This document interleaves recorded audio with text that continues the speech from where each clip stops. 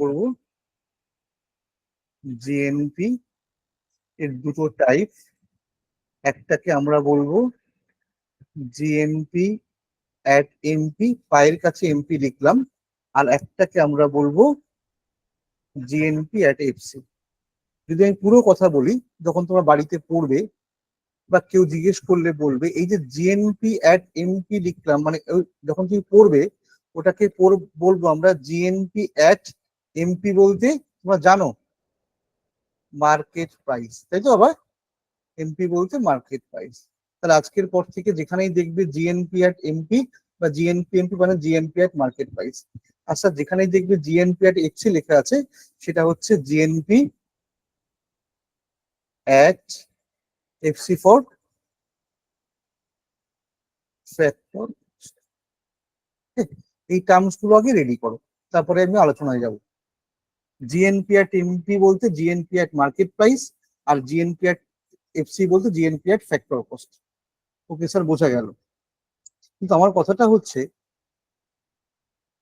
Sir, তাহলে এইগুলো আমাদের আবার পড়তে হবে, জিএনপি এট মার্কেট প্রাইস আর জিএনপি এট ফ্যাক্টর কস্ট? না, পড়তে হবে না, কারণ আমি তোমাদের এগুলো অলরেডি, মানে মার্কেট প্রাইসটা অলরেডি আগে পড়িয়ে রেখেছি। ঠিক আছে, সেখান থেকে আমি শুরু করব। যারা আমার ক্লাস প্রথম থেকে করেছো তারা দেখেছো আমি একটা ছোট্ট ক্যালকুলেশন বোঝানোর জন্য করেছিলাম। সেখানে কি বলেছিলাম, আমি আবার সময় নষ্ট করছি। সেখানে বলেছিলাম আমার দেশে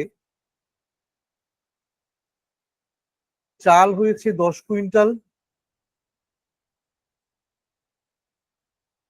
তেল হয়েছে, তেল বা কাপড় কিছু একটা বলেছিলাম, 20 মিটার। তারপরে কাপড় বলেছিলাম, সরি,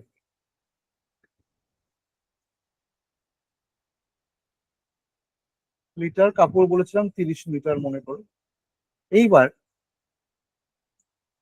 কোনো একটা দেশের নাগরিকরা 1 বছরের টোটাল যে পরিমাণ গুডস এবং সার্ভিস প্রডিউস করে সেগুলোকে যোগ করতে হবে গ্রস ন্যাশনাল প্রোডাক্ট। কিন্তু তবুও আমি যোগ করতে পারবো না। কেন যোগ করতে পারবো না মাসুদ? বিকজ ইউনিট গুলো এখানে ডিফারেন্ট, তাই তো? হ্যাঁ স্যার। আমাকে যোগ করতেই হবে। তখন স্যার একটাই উপায় আছে, যদি আপনি এগুলোকে কমন এককে আনতে পারেন। তার একটা ফরম্যাট বলেছিলাম, যদি আমরা এদের উৎপন্ন দ্রব্যের পরিমাণগুলোকে তাদের করসপন্ডিং মার্কেট প্রাইস এমপি দিয়ে গুণ করি, তাহলে স্যার মার্কেট প্রাইস মনে করো 40 টাকা করে কুইন্টাল, সরি 50 টাকা করে কুইন্টাল, 40 টাকা করে লিটার, 30 টাকা করে মিটার। এইভাবে গুণ করার পরে যদি আপনি যোগ করে দেন, মানে গুণ করেন, তাহলে সব কয় টাকায় চলে আসবে, তাই তো? 500 টাকা,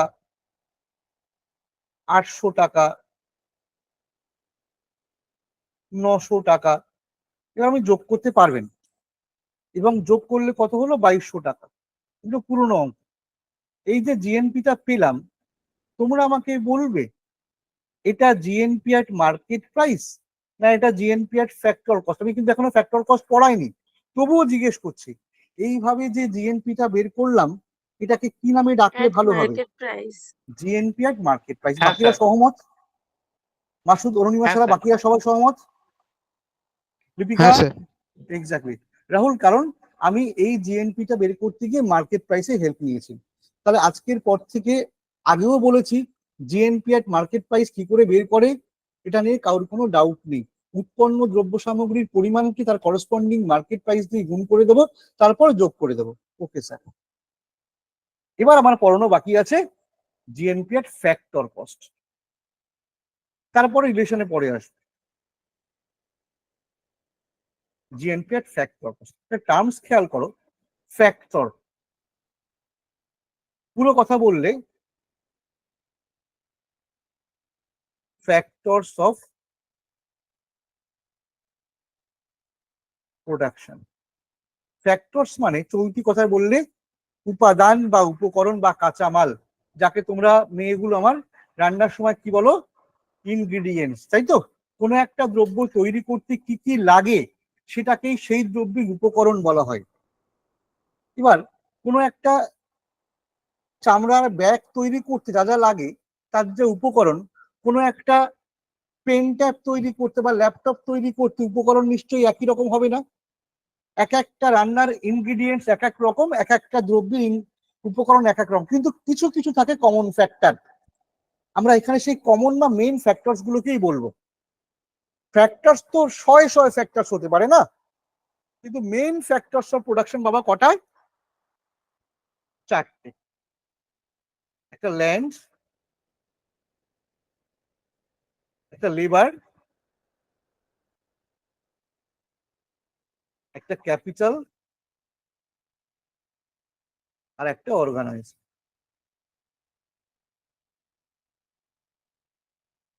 এই চারটে হচ্ছে main factors of production. Clear?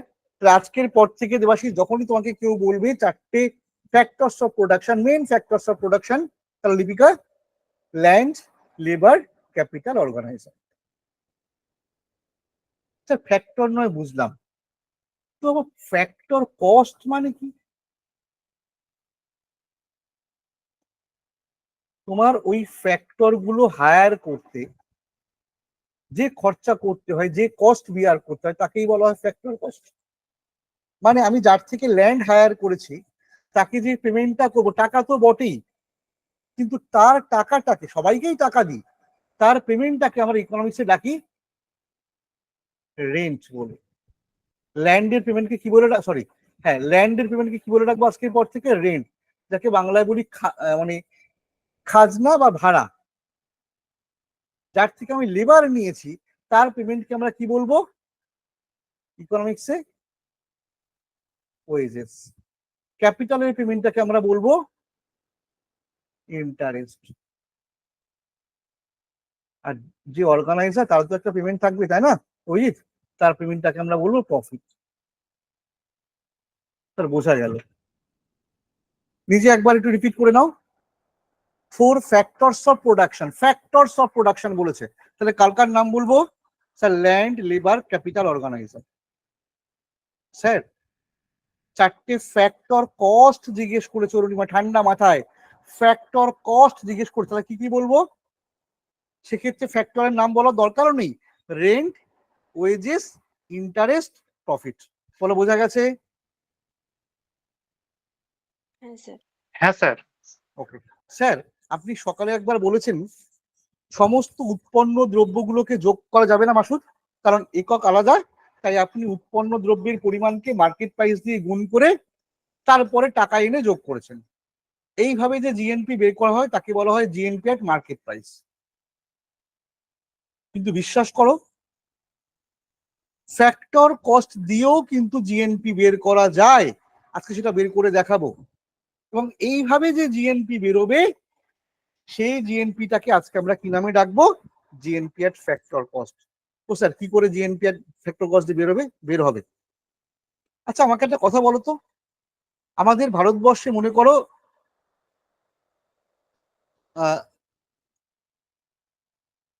140 কোটি প্লাস পপুলেশন। হ্যাঁ স্যার, তার মধ্যে এমন কেউ আছে যারা রেন্ট পেয়ে সংসার চালায়, বা সোর্স অফ ইনকাম রেন্ট, যে কোনো ভাড়া? হ্যাঁ স্যার, অবশ্যই। এবং সেটা অনেক, প্রচুর লোক। এক্স্যাক্টলি, ভাড়া বলতে জমির ভাড়া হোক, কারখানার ভাড়া হোক, গাড়ি ভাড়া হোক, এনি টাইপ অফ তারা রেন্ট পায়। হ্যাঁ স্যার, প্রচুর লোক আছে। ভালো কথা, আমি ওই সমস্ত রেন্ট গুলোকে যোগ করলাম, তাহলে অনেকটা লোকের ইনকাম পেয়ে গেলাম একসঙ্গে। আচ্ছা, ভারতবর্ষে এমন কোন লোক আছে যারা ওয়েজেস পায় বা স্যালারিজ পায়, পেয়ে সংসার চালায় বা ইনকাম করে? হ্যাঁ স্যার, প্রচুর। স্যার এটা তো সব থেকে বেশি। হ্যাঁ স্যার। এক্স্যাক্টলি, নিয়ে নিলাম সেগুলো, একজন না, এরকম প্রচুর লোক আছে, মানে সমস্ত রেন্ট এবং সমস্ত ওয়েজেস নিয়ে ফেললাম। এরকম প্রচুর লোক রয়েছে যারা ইন্টারেস্ট পায়, সে তাদেরকেও নিয়ে নিলাম। এরকম প্রচুর লোক রয়েছে অরুণিমা যারা প্রফিট পায়। এবং একটা ইম্পর্টেন্ট কথা, বিশ্বাস করো, এই চারটে সোর্স অফ ইনকামের বাইরে আর কোনো সোর্স অফ ইনকাম হয়ই না, মানে এমন কোনো প্রফেশন নেই এর বাইরে। তাহলে কি হলো স্যার, যদি আমি ভারতবর্ষের সমস্ত রেন্ট, সমস্ত ওয়েজেস, সমস্ত ইন্টারেস্ট আর সমস্ত প্রফিট যোগ করে দিই, তাহলেও আমরা কিন্তু জিএনপি পেয়ে যাব। এবং এই জিএনপিটাকে কি তুমি মার্কেট প্রাইসের নামে ডাকবে না ফ্যাক্টর কস্ট নামে ডাকবে? Factor sir cost. Factor cost. Factor cost. এইটুকু পড়ার পরে একটা ছেলে আমাকে বলছে, ও স্যার আপনি বললেন কোনো একটা দেশের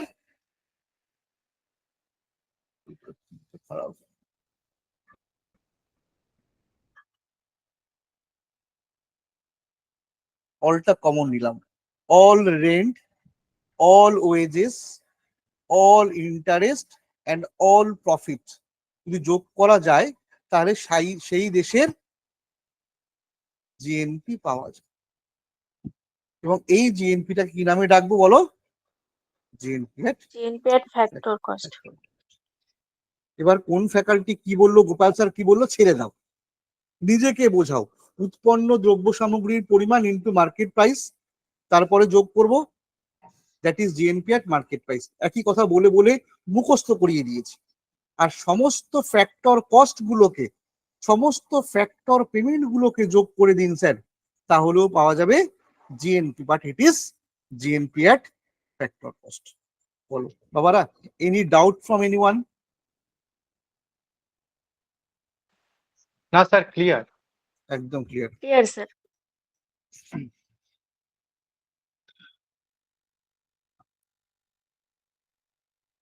স্যার বলছি যে জিএনপি মার্কেট প্রাইস আর জিএনপি ফ্যাক্টর কস্টের সাথে পার্থক্যটা কি আছে স্যার? লক্ষ্মী ছেলে, আমার মনের কথা বলেছে। এটা হেডিং করো, রিলেশন। পার্থক্য থেকে রিলেশনটা বলে দিই বাবা, তাহলে সব বলা হয়ে যাবে। রিলেশন বিটুইন এফসি অ্যান্ড বলো এনপি, তাই তো? এটাই তো জিজ্ঞেস করেছিলে স্যার, ফ্যাক্টর আচ্ছা। কস্ট আর মার্কেট প্রাইসের মধ্যে সম্পর্ক। এবং তুমি আমাকে জিজ্ঞেস করেছো, কিন্তু বিশ্বাস করো এখান থেকে বারবার কোশ্চেন দেয়। ওকে, আমি পার্থক্যটা সম্পর্কটা বলার পরে সেই কোশ্চেন তোমরা সলভ করতে পারবে।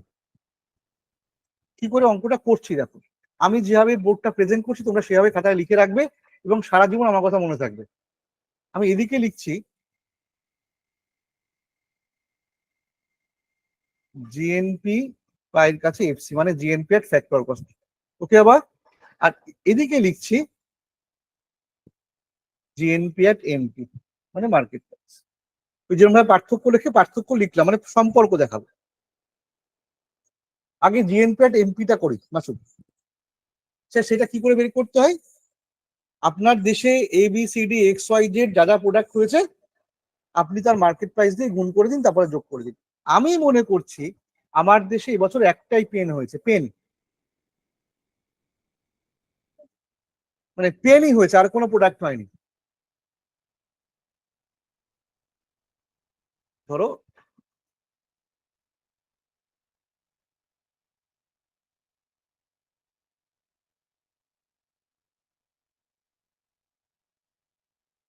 দশটা পেন হয়েছে, শুধু পেন হয়েছে এবং 10টা পেন হয়েছে।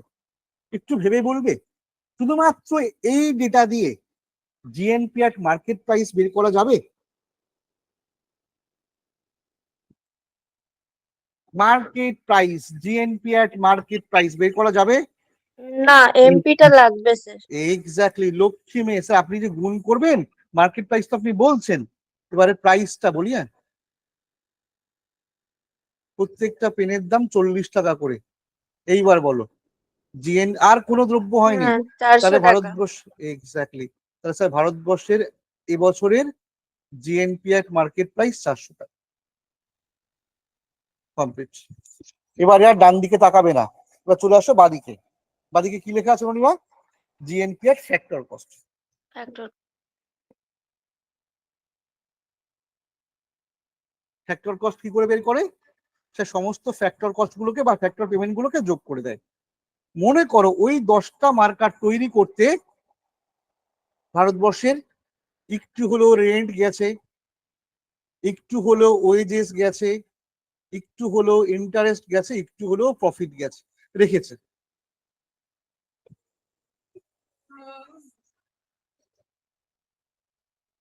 আমি ধরলাম 100 টাকার রেন্ট গেছে, 100 টাকার ওয়েজেস গেছে, 100 টাকার ইন্টারেস্ট গেছে আর উদ্যোক্তা নিজে 100 টাকার প্রফিট রেখেছে, তাহলে বলো তো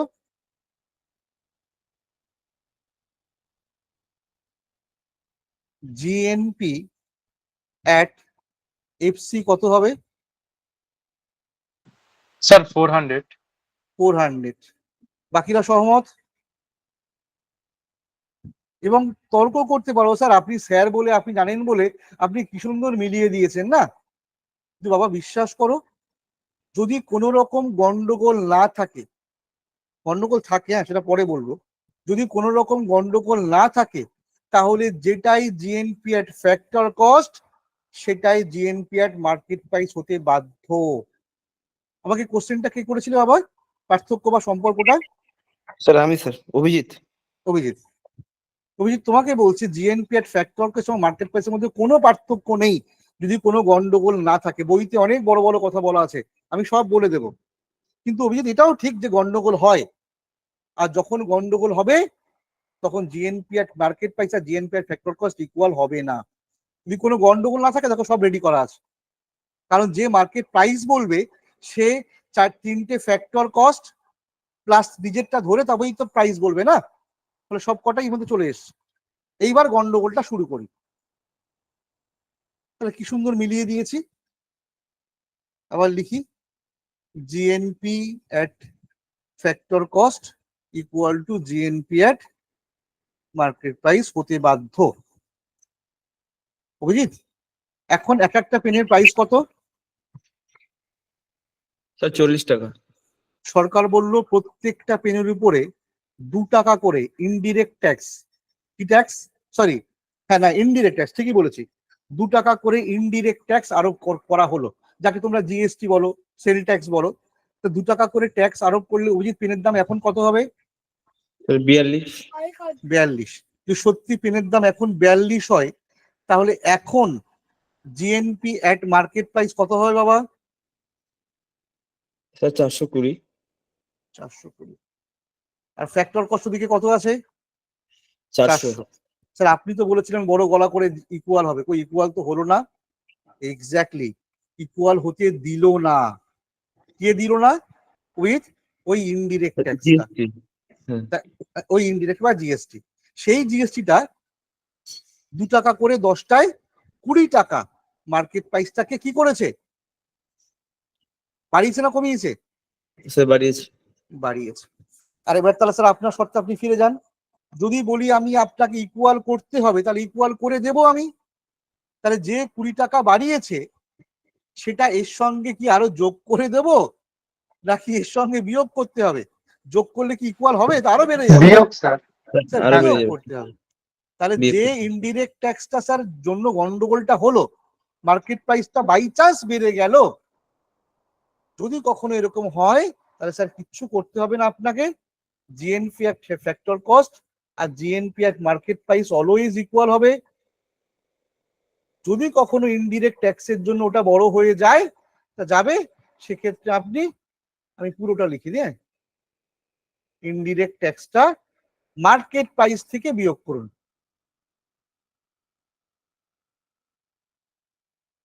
আশা করি সবাই কপি করছো। হ্যাঁ sir. GNP at factor cost equal to GNP at market price minus indirect tax. Okay sir, বোঝা গেল। এটা গেল একটা গন্ডগোলের বিষয়। গন্ডগোলের লোক আরো একজন আছে যার নাম সাবসিডি। সরকার বলল এই 40 টাকা করে পেন ভারতবর্ষের অনেক স্টুডেন্ট কিনতে পারছে না, প্রত্যেকটা পেনের উপরে 5 টাকা করে সাবসিডি দেওয়া হলো। কি দেওয়া হলো রাহুল? সাবসিডি। সাবসিডি কমে দেওয়া হলো। সাবসিডি দিলে দ্রব্যের দাম বেড়ে যায় না কমে যায় বাবা? কমে যাবে স্যার। কমে যাবে। কমে যাবে। কমে যাবে। তাহলে তাহলে সেই প্রত্যেকটা পেনের দাম কত হবে এখন? 350। মানে 35 35 টাকা। টাকা। এক্স্যাক্টলি। 35 টাকা করে হয়ে যাবে। তাহলে রেজাল্ট দাঁড়াবে কত? জিএনপি এর মার্কেট প্রাইস 350। 350। ও স্যার আপনি তো আবার বলেছিলেন স্যার ইকুয়াল হবে, কই ইকুয়াল তো হলো না। হ্যাঁ সত্যি ইকুয়াল হয়নি, অরুণিমা হতে দেয়নি। এবার কি হতে দেয়নি? ট্যাক্সটা যোগ করতে হবে। সাবসিডি প্লাস Subsidy টা। সাবসিডি হবে। Subsidy, exactly. সেই সাবসিডিটা মার্কেট প্রাইসকে কমিয়ে দিয়েছে। তা যদি কমিয়ে দেয় তাহলে ইকুয়াল করতে গেলে কি আরো বিয়োগ করবো নাকি যোগ করে দেবো? স্যার যোগ করতে হবে। তাহলে স্যার যদি কখনো বাই চান্স জিএনপি এর মার্কেট প্রাইসটা ছোট হয়ে যায় সাবসিডির জন্য, তাহলে সেটাকেই অ্যাড করে দেবেন। শুধু মনে পড়ছে? জলের মতো রেডি করে দিয়েছিলাম। একদম স্যার, ঠিকই বলেছেন স্যার। অতএব স্যার যদি আপনি চান এই দুটো ইকুয়েশনকে এক জায়গায় করে লিখতে, তাহলে আমি লিখে দিই GNP at factor cost equal to GNP at market price minus indirect tax plus substance. Sir পরীক্ষায় কি এইভাবে দেবে না তোমরা মনে রাখবে? গোপাল স্যার আমাদের ক্লাসে যা যোগ বা যা বিয়োগ কার সঙ্গে করেছিল? মার্কেট প্রাইস না ফ্যাক্টর কস্টের সঙ্গে বলো? Sir market price. Market price. Sir এটা তোমার জন্য বললাম, মনে রাখার জন্য বলে। এবার যদি পরীক্ষায় কায়দা করে কায়দা করবে, আমি বলতে চাইছি যদি তোমাকে এবারে ওইগুলো সাইড চেঞ্জ করতে বলে তাহলে করবে। ফ্যাক্টর কস্টের সঙ্গে যদি ইনডাইরেক্ট ট্যাক্স আসবে, এদিকে আসলে কি হয়ে আসবে? প্লাস হয়ে আসবে। আর সাবসিডি এদিকে নিয়ে আসো। এগুলো তো আর স্যার শেখাবে না, এগুলো তো কমন সেন্স না। তাহলে স্যার কি হবে? জিএনপি এট মার্কেট প্রাইস। শুধু মনে রাখবে আমাদের ইনিশিয়ালটা স্যার শিখিয়েছিল যা করতে হবে কার সঙ্গে? মার্কেট প্রাইসের সঙ্গে, তারপরে সাইড চেঞ্জ করবে। ওকে, তাহলে জিএনপি এট ফ্যাক্টর কস্ট আর জিএনপি এট মার্কেট প্রাইসটা মোটামুটি ক্লিয়ার করতে পেরেছি। একটু একটা কথা আমাকে পুরনো কথা বলতে হবে। যদি কখনো তুমি এরকম পাও, থাক এটা, হ্যাঁ, জিএনপি আর এখানে লিখলাম এনএনপি, পুরো কথা বললে একটা গ্রস ন্যাশনাল প্রোডাক্ট, একটা নেট ন্যাশনাল প্রোডাক্ট, স্যার সবই একই, শুধু পার্থক্যটা কোথায়? স্যার একটা গ্রস একটা নেট। যদি তোমাকে গ্রস থেকে নেটে আসতে হয় তাহলে তাদের সম্পর্কের মাঝখানে কি বাধা হয়ে দাঁড়ায় অরুণিমা? পুরনো পড়া গ্রস আর net, anyone? Sir depreciation. Depreciation sir. Thank you Masud, অনেক পুরনো কথা। ডেপ্রিসিয়েশন কস্ট, তাহলে স্যার গ্রস থেকে ডেপ্রিসিয়েশন কস্ট বাদ দিলে নেটে কনভার্ট হওয়া যায়। আর আজকে যেটা পড়লে সেটা হচ্ছে স্যার যদি কখনো আমরা ফ্যাক্টর কস্ট আর একদিকে মার্কেট প্রাইস দেখি, তখন আমাদের চোখের সামনে ফুটে ওঠা উচিত ডেপ্রিসিয়েশন কস্ট নয়, দুটো বিষয়, একটা হয় ইনডিরেক্ট ট্যাক্স হবে আর না হলে সাবসিডি। সাবসিডি। পুরো অরুণিমা ছবির মতো লাগছে তো? হ্যাঁ স্যার ক্লিয়ার। একদম কোশ্চেন পরিবারে মা মা গো।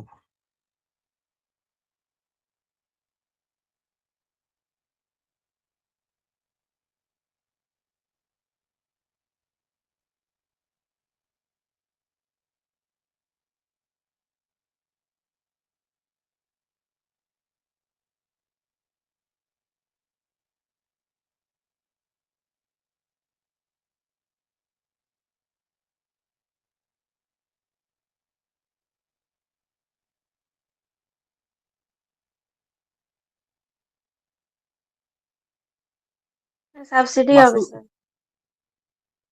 অ্যান্সার বলে ফেলেছি।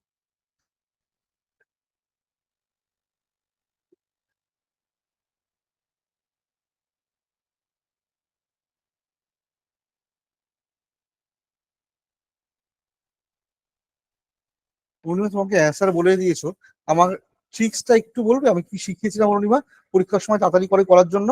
হ্যাঁ স্যার বলেছিলেন যে জিএনপি জিডিপি যাই থাকুক মানে ওই একই ইকুয়েশনে পড়লে সেটা যেটা যেটা মিল, মানে যেটা যেটা মিল যেটা যেটা বাদ মিল দিয়ে হবে দেবে। সেগুলোকে কেটে। হ্যাঁ এখানে জিডিপির মানে আমার জানার দরকার নেই, জিডিপি মিল, তাহলে কেটে দিলাম রাহুল।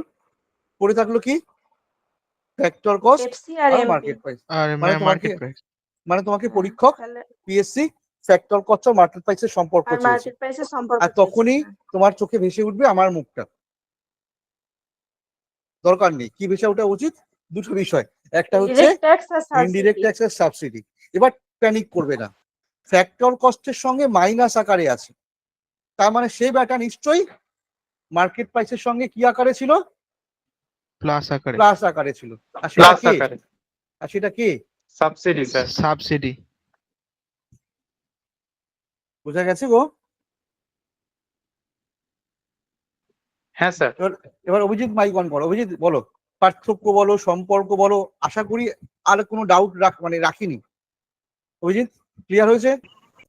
হ্যাঁ স্যার। Thank you.